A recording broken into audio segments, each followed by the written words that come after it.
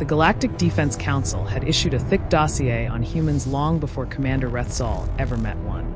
Unstable emotional range, excessive risk-taking behavior, disturbing cultural rituals centered around violence, competition, and consumption. Rethzal, veteran of 15 planetary conflicts, had dismissed most of it as exaggeration. Every newly contacted species was labeled dangerous until proven manageable. Humans were simply the latest curiosity, soft-bodied bipeds from a moderate gravity world who had somehow clawed their way into interstellar relevance. Nothing about the warnings prepared him for the human mess hall. The joint military outpost on Orion Station was a cooperative effort. Shared command, shared patrols, shared logistics. Shared meals, apparently. Rethzal stood rigid near the bulkhead, his armored exoskeleton etched with scars from plasma and shrapnel, while a group of human soldiers argued loudly over a metal cooking surface that radiated heat. "That's not barbecue," one human barked. "That's meat-flavored disappointment." "Oh please," another shot back. "If it didn't cook for 12 hours, it's just roasted regret." Rethzal's translator Chip strained to contextualize the conversation. Were they discussing weapons calibration? Chemical agents? Ritualized combat? Then the smell hit him. His species' sensory organs were optimized for battlefield analysis, detecting explosives, toxins, pheromonal fear signals. They were not designed for this. Warmth. Smoke. Fat. Salt. Something sweet. Something sharp. His breathing slits flared involuntarily. Lieutenant Harris, a human logistics officer, noticed him watching. "Commander, you've been living on nutrient paste this whole time, haven't you?" Rethzal inclined his head. "It is efficient, nutritionally complete." A human nearby grimaced. "So is engine coolant. Doesn't mean you want to drink it." Before he could object, they were already moving, pulling a chair, placing a tray, cutting something dark and steaming into thick slices. "This," said Sergeant Cole with reverent pride, "is brisket." Rethzal scanned it. Burned exterior. Pink interior. Animal protein deliberately subjected to prolonged thermal stress. "You damaged your food," he said cautiously. Cole laughed. "Oh, buddy. No. We perfected it." Rethzal hesitated. He had survived acid storms. He had fought creatures that hunted by sound alone. He had never felt fear at a table. He took the bite, and his body immediately betrayed him. The moment the meat touched Rethzal's intake membranes, his nervous system detonated. Every sensory receptor fired at once. Heat bloomed across his internal plating. Not painful, not damaging, but overwhelming. Salt triggered dormant chemical pathways. Fat flooded his neural lattice with signals his species had no evolutionary language for.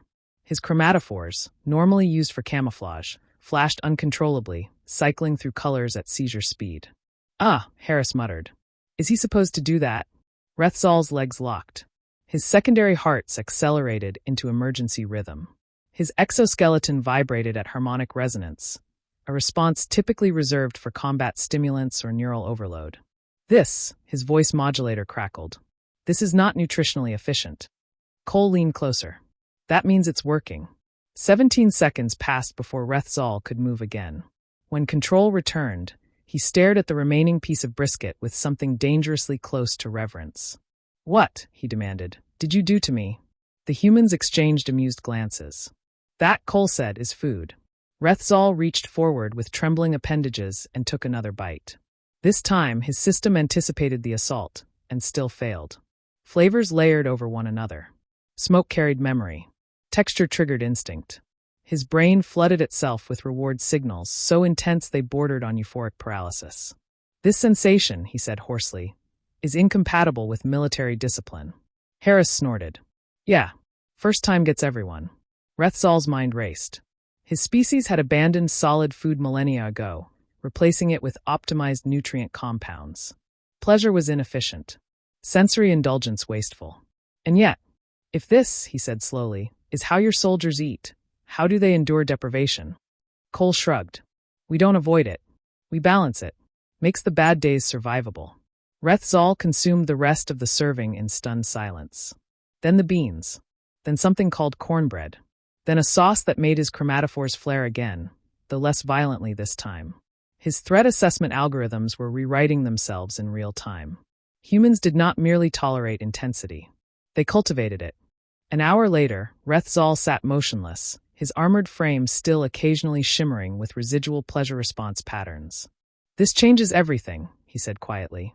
Cole raised an eyebrow. "The beans or the brisket?" "All of it," Rethzal replied. "Your species experiences baseline existence at an intensity that would incapacitate most soldiers." He gestured to the empty tray.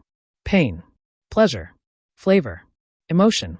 You do not dampen these inputs, you refine them." Harris folded her arms. "You're saying we're weird." "I am saying," Rethzal corrected, "that your morale should be impossible." Yet humans fought longer. Harder. With terrifying persistence. Now he understood why. A species that could derive transcendence from sustenance alone would not fear suffering. A species that bonded socially over sensory overload would not fracture under pressure. "You do not fight to survive," he said slowly. "You fight because existence itself is vivid." Cole smiled. "Yeah, that sounds about right." Rethzal activated his internal recorder. "I will recommend an immediate revision of all human combat models," he said. "Your resilience is not physical. It is experiential." Harris laughed. "Wait until he tries tacos." Rethzal froze. "There is more." Cole clapped him on the shoulder. "Commander, brisket is just the beginning." For the first time in decades, Rethzal felt something unfamiliar. Anticipation. The report Rethzal sent to High Command was classified at the highest level. Subject: Revised Human Threat Assessment. Finding: Human Danger Index underestimated by factor of 7.